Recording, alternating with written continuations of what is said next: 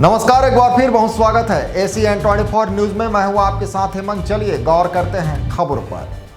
पूरे प्रदेश भर में आज पूर्व प्रधानमंत्री भारत रत्न अटल बिहारी वाजपेयी जी की जयंती को सुशासन दिवस के रूप में मनाया गया। इसी कड़ी में छत्तीसगढ़ के सारंगढ़ में भी भव्य कार्यक्रम का आयोजन किया गया। सारंगढ़ में आयोजित इस कार्यक्रम में बड़ी संख्या में भारतीय जनता पार्टी के नेता, कार्यकर्ता एवं शहर के गणमान्य नागरिक उपस्थित रहे। सभी ने अटल बिहारी वाजपेयी जी के चित्र पर माल्यार्पण कर उन्हें श्रद्धांजलि अर्पित की। इस अवसर पर एक महत्वपूर्ण कार्यक्रम भी आयोजित हुआ, जहां मुख्यमंत्री विष्णुदेव साय ने प्रदेश के 115 नगरीय निकायों में बने अटल परिसरों का वर्चुअल लोकार्पण किया।